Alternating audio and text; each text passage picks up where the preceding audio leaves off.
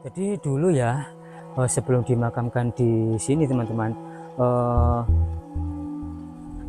jasad beliau itu dikuburkan tanpa nisan. Lokasinya pun hilang dari catatan sejarah selama puluhan tahun. Dan Malaka adalah seorang pertama yang mencetuskan konsep Republik Indonesia. Ia menulis buku-buku penting seperti Madilog yang menggabungkan materialisme, dialektika, dan logika sebagai panduan berpikir bagi bangsa merdeka.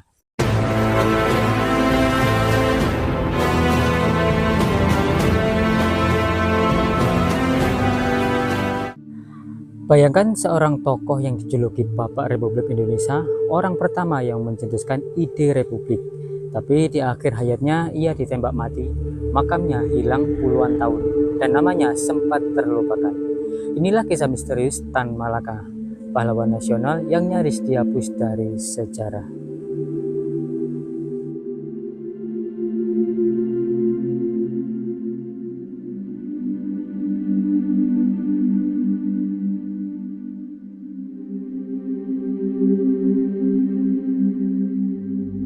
Assalamualaikum warahmatullahi wabarakatuh. Salam budaya, salam sejahtera, rahayu, rahayu, rahayu. Oke, dulur-dulur warisan kuno, kali ini saya berada di Kabupaten Kediri tepatnya ya. Di momen vlog kali ini saya akan berkunjung di salah satu makam ya, yaitu makam tokoh dari pahlawan nasional yang dijuluki Bapak Republik Indonesia.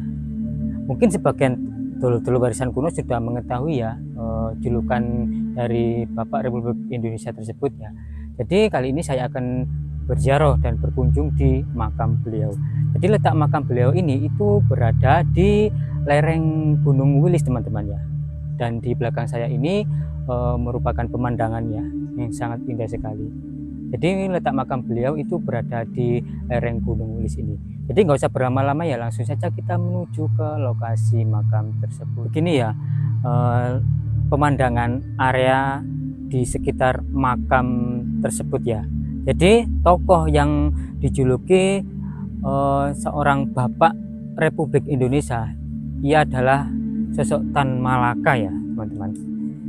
Jadi menurut cerita ya, Tan Malaka lahir dengan nama Ibrahim, gelar Datuk Sultan Malaka, di Pandam Gadang Suliki 50 kota. Saat itu masih wilayah Hindia Belanda. Tanggal lahirnya tidak jelas dari sumber berbeda. Beberapa ada yang menyebutkan antara tahun 1894 hingga 1897 teman-teman. Beliau berasal dari keluarga bangsawan Minangkabau dari pihak ibu. Itulah sebabnya ia mendapat gelar kehormatan Tan Malaka. Jadi di samping saya ini teman-teman ya, sebelum kita menuju ke makam beliau, terdapat sebuah tulisan yang tertempel di sebuah pohon jati ini ya, dengan tulisan tuan rumah tak akan berunding dengan maling yang menjarah rumahnya. Jadi nama asli beliau ialah Ibrahim Datuk Tan Malaka ya.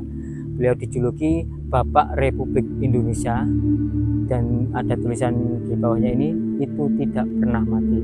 Jadi letak makam beliau itu teman-teman berada di bawah sana. Jadi kita akan turun untuk menuju ke makam beliau. Jadi pemandangannya cukup indah teman-teman ya, soalnya berada tepat di lereng Gunung Wilis.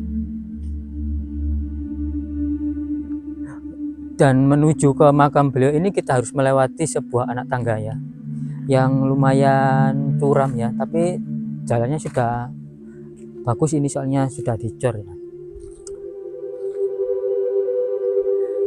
Jadi menurut cerita ya, sejak kecil Ibrahim, atau lebih terkenal dengan nama Tan Malaka, dikenal cerdas dan haus ilmu. Ia bersekolah di School ya, Bukit Tinggi, lalu melanjutkan studi ke Belanda.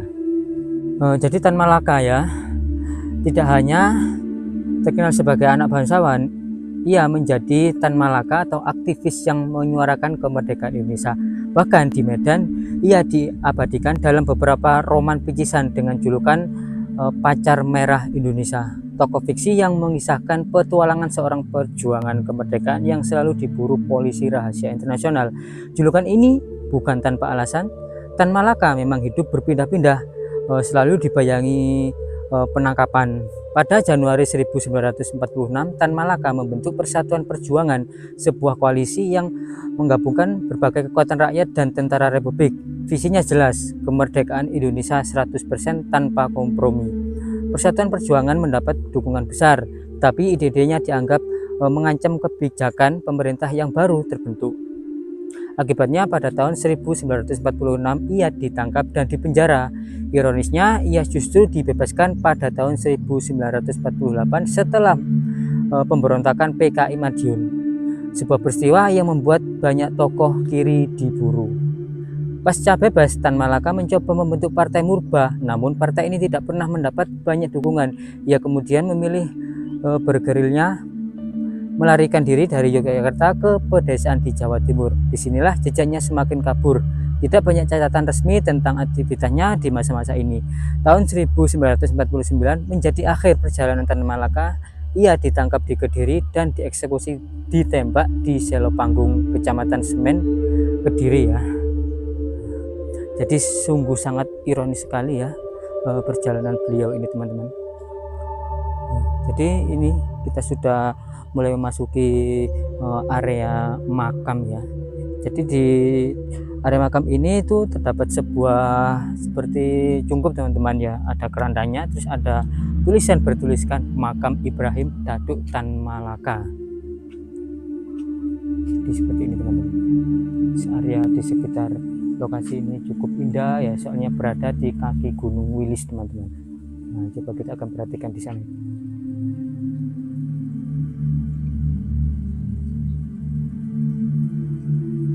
Jadi dulu ya, sebelum dimakamkan di sini, teman-teman,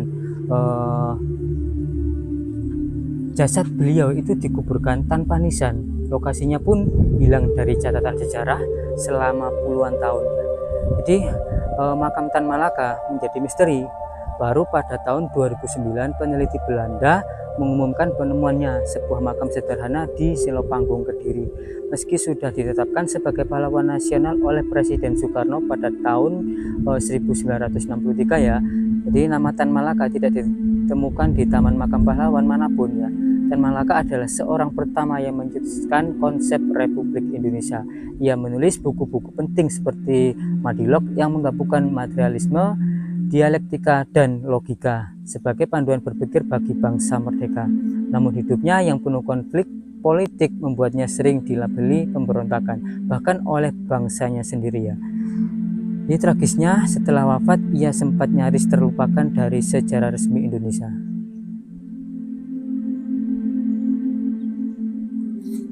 Jadi kita akan berkunjung ya ke makam beliau. Jadi letak makamnya ini itu berada di kaki Gunung Wilis ya. Jadi kita akan mencari makam beliau ya. Assalamualaikum ya ahli kubur. Nah, jadi di depan saya ini, teman-teman, merupakan makam beliau ya. Jadi makam beliau ini tuh berada di tengah-tengah makam umum ya, teman-teman ya. Makamnya ini itu tidak segitu besar ya, hanya berukuran berapa, dan ada beberapa makam saja ya yang berada di kaki Gunung Wilis ya. Sayangnya makam beliau ini tidak dimakamkan di makam pahlawan. Terus ini ada sebuah batu besar ya yang berada di makam beliau. Terus di samping makam beliau ini nggak tahu ini makam siapa, teman-teman ya. Jadi makam beliau ini, teman-teman, itu dinaungi sebuah bendera ya. Terus ada sebuah kopiah. Ini ada bertuliskan Ibrahim Datuk Tan Malaka, pahlawan kemerdekaan nasional Republik Indonesia. Jadi beliau lahir di Suliki, Sumatera Barat pada tahun 1894 ya, dan wafat di Kediri pada tahun 1949 ya. Jadi ini makam beliau, teman-teman. Mungkin jarang ada orang yang tahu ya, teman-teman, bahwa beliau adalah sosok pahlawan sebenarnya, yang sayangnya tidak segitu tersohor.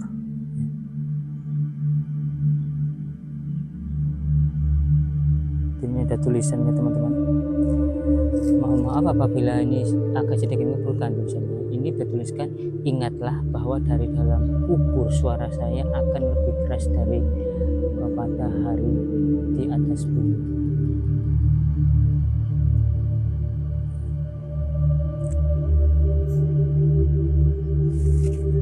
Jadi seperti ini ya bukan beliau.